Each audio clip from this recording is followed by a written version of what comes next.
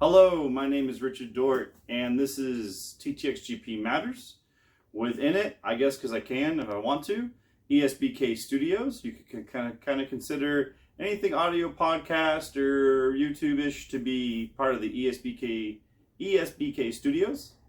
I'll bring that name back because I can, for now, until someone says I can't. And this is your weekly news. So getting right into it, if my computer would cooperate.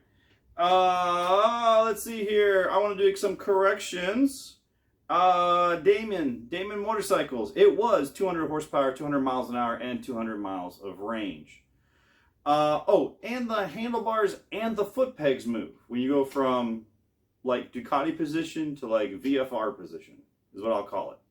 But from a more upright, sporty commuter position down into aggressive racing position or track attack position. I thought that was good. Also, a bit of a misnomer coming out of my mouth when I said Michael Urich's history with TTX GP. What I meant was his history with DTX GP Matters. Pretty sure that was insinuated since I was talking about the podcast that had been dropped, but I want to make sure that's clear.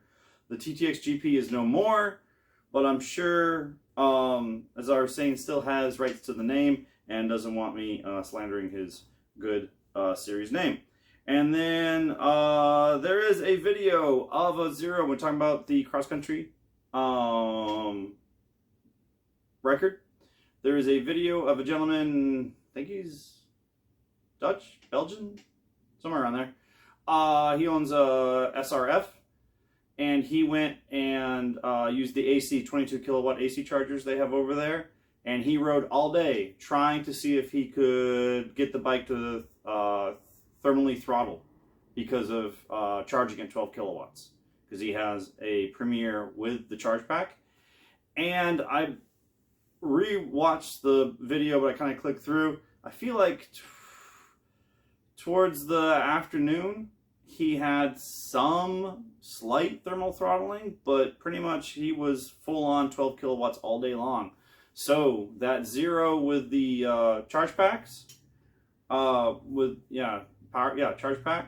tank, sorry, did not have the thermal throttling issues that the Energicas have been experiencing, but they are charging at a lot slower rate. So they have 2/3 the size of the tank, of 2/3 the size of the battery. So take that as you may. Also, the 2022s are not out yet. The 2021s I had said were correct. The article that I read, I believe on Ride Apart, was, or maybe it was motorcycle.com, can't remember which one of those. They're saying that we're looking at take an SRF and make an off-road version. So if you want, the DSR is just an SR with longer suspension travel.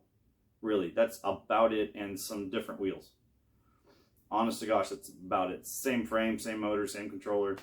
Maybe there's some different mapping over the years they've added, but not that I'm aware of. So if you take an SRF and you put longer suspension travel on it and maybe give it some different looks, it looks like you're going to get the DSR X. So that'll be the new 710 motor, which is up from the 7010 motor, which is up from the 77R of the SR.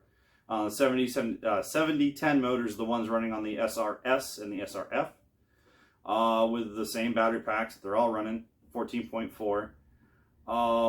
Yeah, and probably, well, I'm sure there's an upgraded controller too. Maybe not. But anyway, yeah, so we're looking at that, and we're looking at a refreshed SR, which kind of makes sense because the S, which is just the regular, was it the 75 or a 77 motor instead of the 7R motor? One of those two. It's got either the same motor or a slightly downgraded motor, depending on the year, honestly.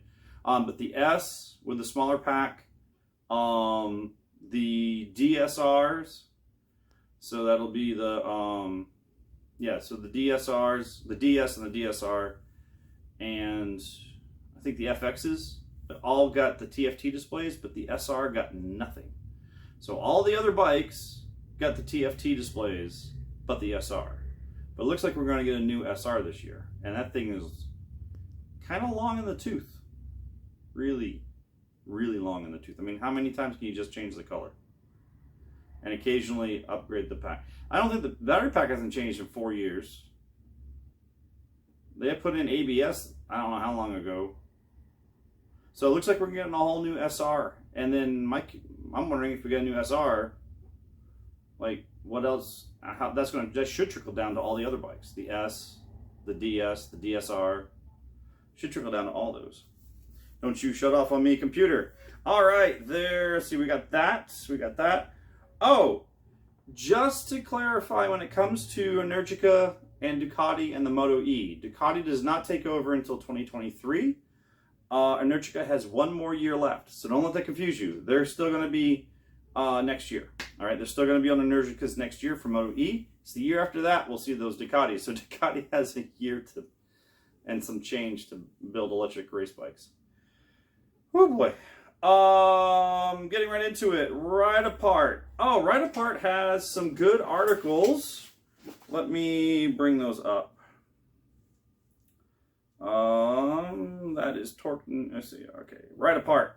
Yes, by Mr. Dustin Whelan. All right. So I'll post it on. Actually, the first one. I'll talk about the first one. Posted on the 27th of October. Where does Energica go after Ideanomics takeover and Moto E exit? So it turns out I didn't even pay attention to this. This is kind of big news. Energica got bought out. Now Energica was a child company of CRP Group, which is a Formula One company. They do fast prototyping, rapid prototyping. So here, Mr. Whelan talks about, let's see here, 91% growth in 2020. So they initially purchased, let's see here, in September 2021, American electric vehicle firm Ideanomics, never heard of them before, purchased 70% controlling stake in the brand and immediately planned for another U.S. expansion. Just 1 month later, in October 2021, Dorna announced Energica would no longer supply electric motorcycles to the Moto E following the 2022 season. Coincidence? Maybe not. Kind of makes a little bit more sense now because CRP is obviously a racing company. Although they did get out of the FIM Racing e-Power Series and TTXGP, before those race series closed. Now with OEM starting new chapter story, the CEO Livia Savellini is still in charge, still the CEO, and they're focused on broadening the boutique's brand, he says. Then he takes a quote from the Moto.it motorcycle website. We are talking about vehicles destined not only for the Asian market, but for all markets. We have many requests and we really like this new challenge. We started from the high range because here the company can have a great and long tradition. Here in the company we have a great and long tradition. The family comes from Formula One technology. Now it is very interesting to make this technology available to research other products. Under new ownership, end quote, sorry. Under new ownership, Energica will grow synergistically alongside Ideanomics and other electric mobility marquees. Cross-pollination will certainly develop. Let's see here. So he says here, even with the company's change of course, talking a little bit about how they're broadening. They're expanding a lot in the U.S. They plan to expand the U.S. network. There's not much.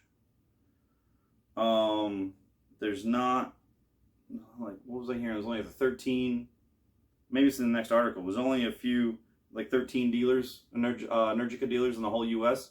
So they plan on expanding that, doubling it, or at least expanding it by 50%, which really isn't, that much. But of course, Ducati will act as a sole supplier of Moto E from 2023 to 2026. But Sevellini would love to see the series expand to multi-make category soon. Yeah, but I did not realize that back in September, Ideanomics purchased 70%. Energic has been at least claiming on the press releases that I mean they've had Tesla kind of growth, if not more, if not faster growth in the last couple of years since they started selling at Moto E. If you watch the press releases, like it's just like 50%, 100%, 200%. I mean, it's been, I say 200. I think that was a while ago when they probably weren't building a whole lot of bikes. But they now have dealerships all over the world. As they say here, the U.S., Taiwan, and Singapore. But going back to his later article, because that was October 27th. He talks about that. And apologize for my slow internet. And then the right part's got a bunch of e-scooter stuff I just really could care less about. Ducati said not long ago, and if you listen to the Yami Noob Cast podcast where they talk about Kawasaki and their electrification plans, Yami Noob talks about how Ducati had said, we're not doing electrification. Not doing it.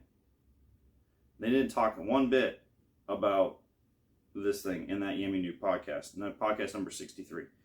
There's been a podcast that's come out since then, but we'll talk about that in a minute. Here we go. Here's another article by Mr. Whelan. Ducati CEO clarifies Moto E direction and future electric models. Let's see here. Ducati remains on the fence, waffling between synthetic fuels and electrification for the firm's future. Well, prior to the press conference, they had been on the fence. Domenicali,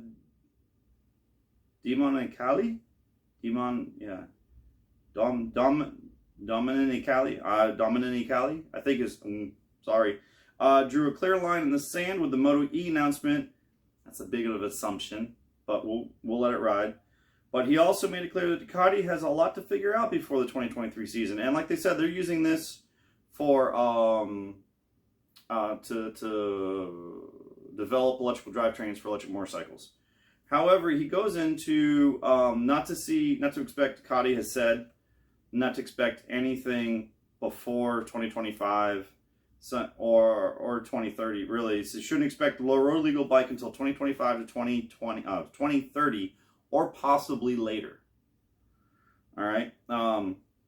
And then, but they've gone on to talk about how the powertrain will be developed at the R&D Center for the street bikes, but everything else, the chassis, aerodynamics, and the racing will be handled by the racing side of the house. So that's neat. He got a quote here from Cycle World.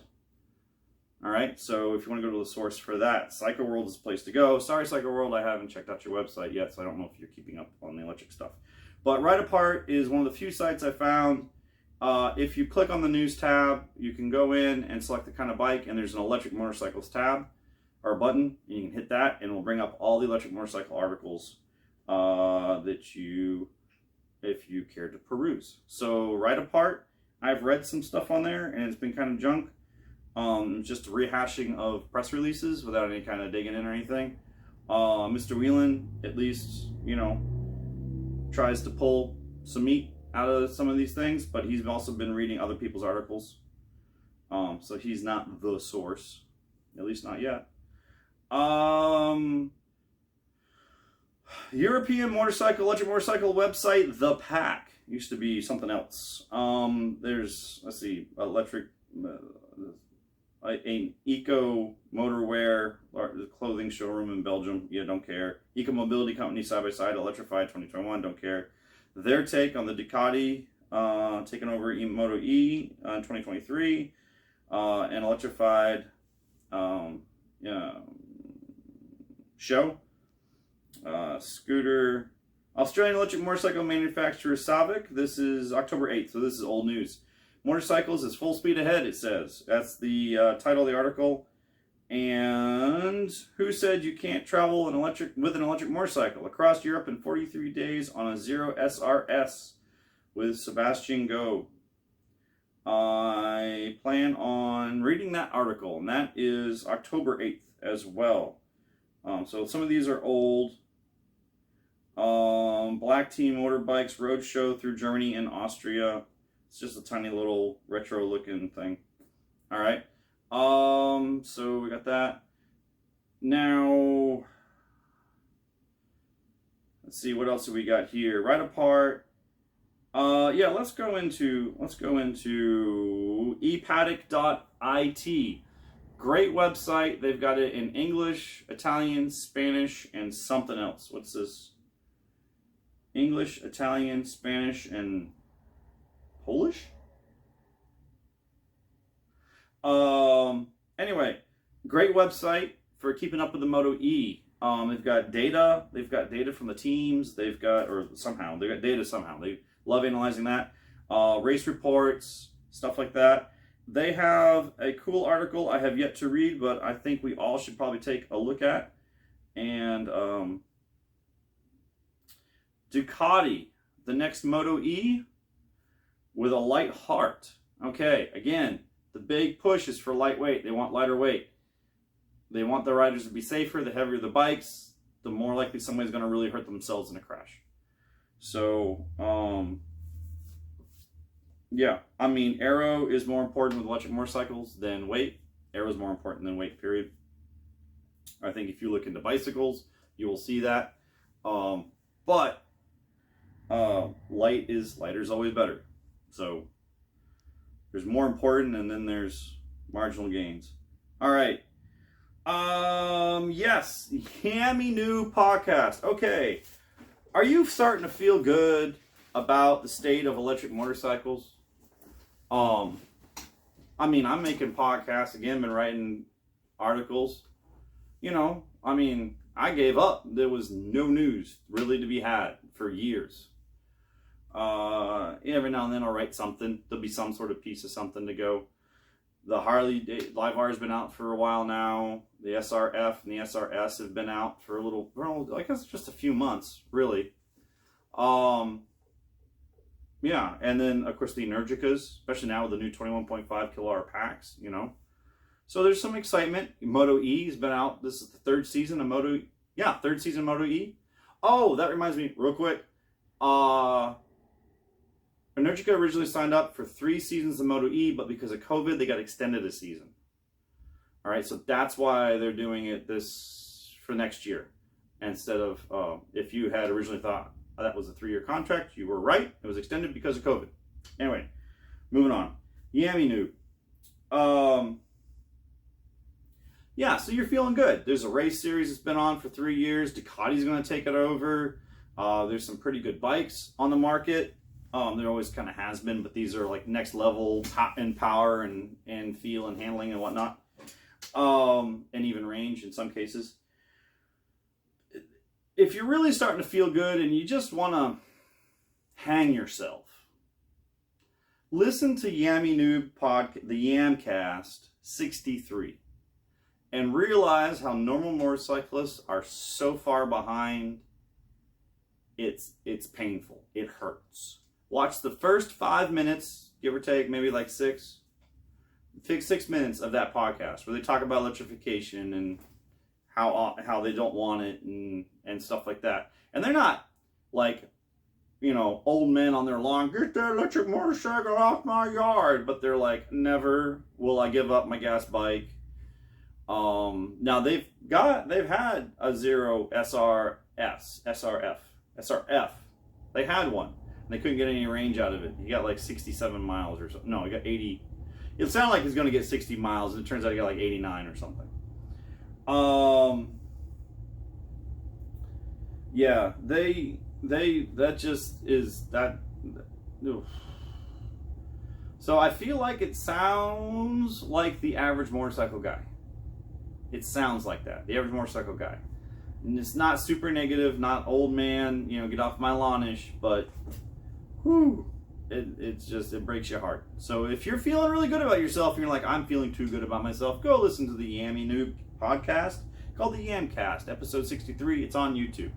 Feel free to have your electric motorcycle dreams crushed. All right. Also, yesterday, it's November 1st. Yesterday was October 31st. Yesterday was my 10-year anniversary. I had no idea. I recorded this last Monday. Not this one. I recorded the first weekly news thing last Monday. It is, I had no idea my 10-year anniversary was coming up. Not only did my 10-year anniversary come up, I got a little sentimental and I started digging around my computer again for the umpteenth time, trying to find this magic file that I could plug into my TXGP Matters WordPress site, and it would upload all of my old articles from ESBK, like 3 years worth of stuff from esbk.co. I was digging around and I found a bunch of files. And I went, oh. And then it was like 12:30 at night. My wife came and asked what was going on. She warned me I was going down a rabbit hole, and I said yes willingly. And so I kept going, and next thing I know, by 1:20 or 2 o'clock in the morning, I had found the missing file. Still don't know where the folder is, but I found the missing file. And I found the missing file and I uploaded it. And so all of my old articles that I thought literally were gone forever, 2 or 3 years worth of articles I thought were gone forever, are not gone, and they are now up on the ttxgp.wordpress.com website. So if you want to go back and go dig into some history and think about way back when, like the Dort Standard, that hasn't held up so well. Seemed like it was a really good idea. Has not held up well at all. Might mean weight has more effect than I care to admit. But I'm not willing to concede yet.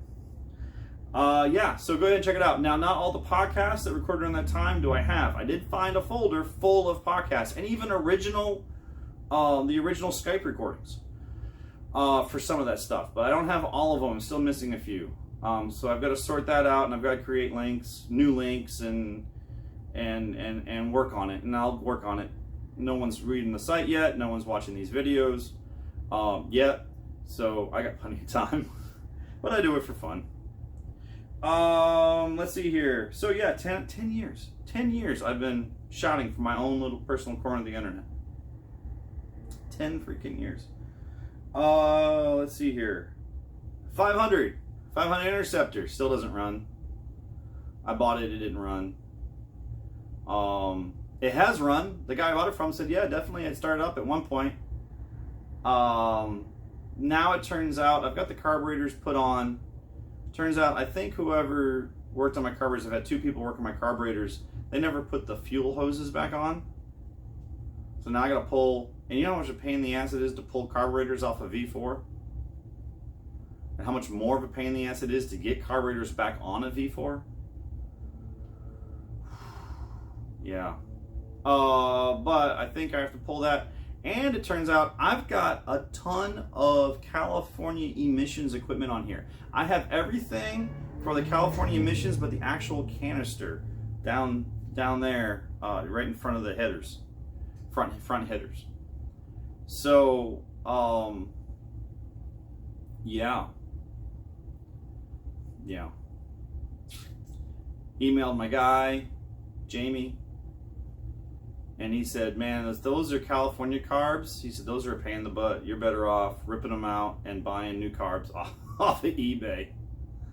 I'm like, oh, man. If I'm going to buy new carbs, I want to buy NC35 carbs because they're both 30 mil. This is 30 mil. These are 30 mil bore carbs. Those are 30 mil bore carbs. They're newer, better.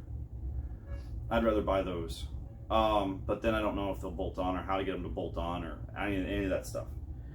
So that's where we're at with the 500. Oh, and I was told there's a rusted hole in my tank, and good luck getting that fixed. But I'm in Florida now, so I might have a lot easier time getting that fixed. Who knows? We've done ePaddock, we've done Yummy Noob, we've done Right Apart. That's it. Yeah, the ePaddock guys, check them out. Right Apart's electric motorcycle tab. You know, as you go to news, you click on that, go down, click on electric motorcycles. There you go.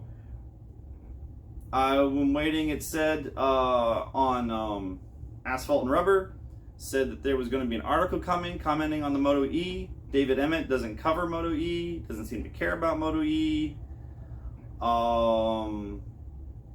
David Emmett, by the way, runs Moto Matters, which used to be MotoGP Matters, which is what this website's named after. TTXGP Matters is named after his website. I kind of borrowed that, but his website's always way better than mine will ever be. Asphalt and Rubber has not produced a second article about that, so I wouldn't follow them for any electric motorcycle news worth anything. Let's see, what else? I'm not listening to Jensen Beeler talk.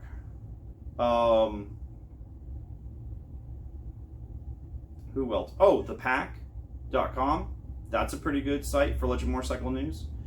Yeah, the paddock.it. That's a good site for electric motorcycle news. Yeah. For November 1st. And the first episode in the 10th year of MotoGP Matters. MotoGP Matters. Slip of the tongue, Freudian slip.